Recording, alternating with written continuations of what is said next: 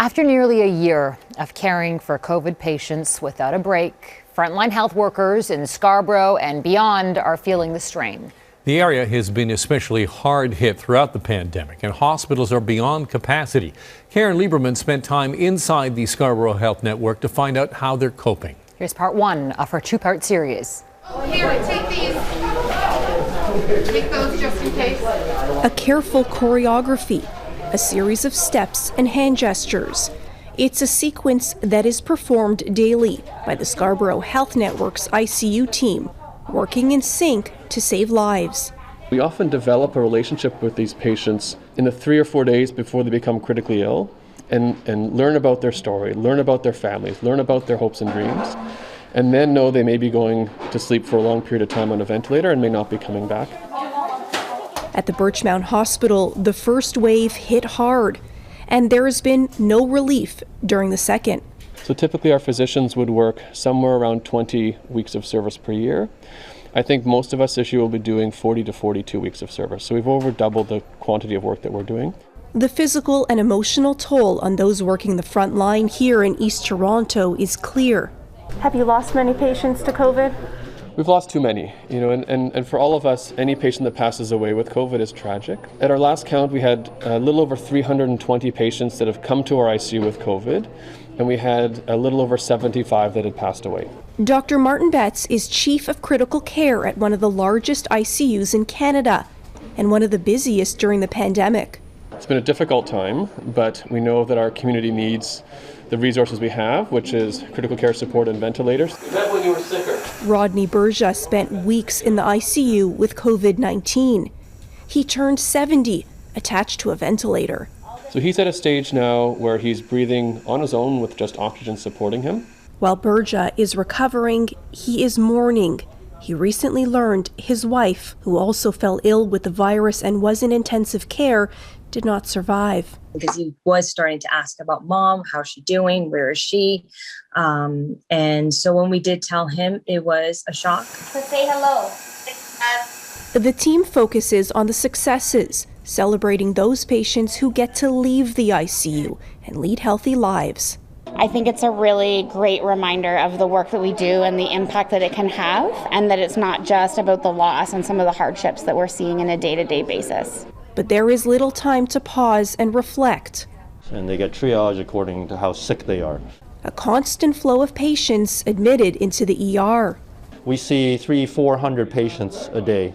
Dr. Norman Chu, Chief of Emergency Medicine, points to Scarborough's multi-generational homes, high number of essential workers, and newcomer population. We often see entire families infected, and in fact, many members of the same family being admitted to hospital. Dr. Lisa Solomon is used to juggling many patients in a shift, but seeing such severe cases, sometimes at the same time. I have been in situations where I've had 2 patients at the same time that actually needed resuscitation. And the exhaustion of working the front line around the clock for nearly a year without a break. It's honestly nothing like I've ever experienced before. How much more have you worked this past year than in previous years? I would say 100% more. About 5:30, 6 o'clock, I'll be able to head home tomorrow night after 36 hours. Only to return the very next day. Caryn Lieberman, Global News. For nearly a year, healthcare teams have been battling COVID-19 on the front lines, and it has led to exhaustion and burnout in some cases. Now a new battle may be upon them. Caryn Lieberman goes inside the Scarborough Health Network to see what doctors and nurses are bracing for. Patients are waiting too long to come to the emergency department. They're waiting until they're on the brink of stopping breathing. Just then, Dr. Lisa Solomon is pulled to attend to an emergency. A patient is struggling to breathe. We just got a patient who's been short of breath for about a week. With the proper personal protective equipment now routine for healthcare workers on the front lines, Dr. Solomon treats the patient as if he is COVID positive, just in case. We'll have to test him and get a little bit more information. The team at Scarborough Health Network has been battling COVID-19 since last winter, treating around 1,600 patients in that time. But the war against the pandemic has yet to be won.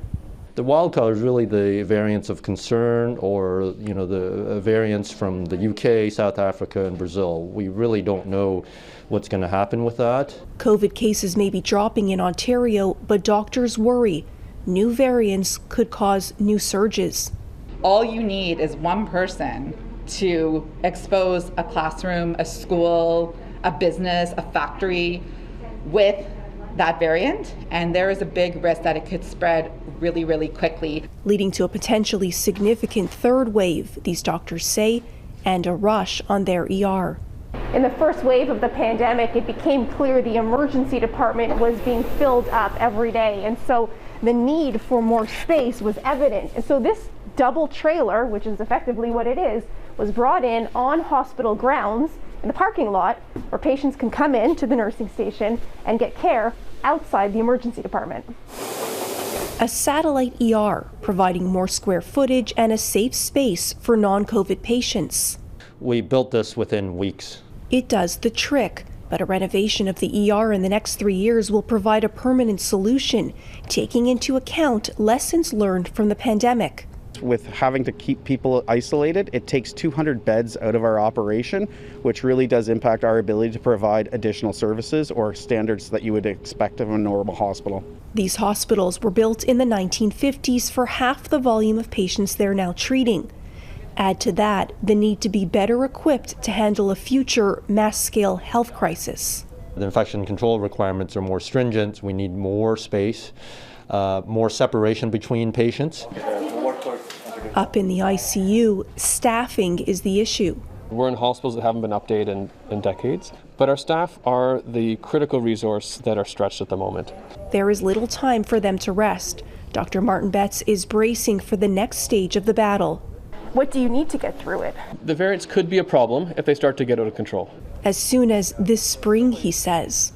So one thing is we need vaccine. Dr. Solomon is advocating for an equitable vaccine rollout, with priority given to Scarborough because of its high COVID burden. That will really help our patient population, our hospital capacity, our healthcare workers. They've been running a marathon on the front lines, and now begins a new race between vaccination and the virus's new variants. Caryn Lieberman, Global News.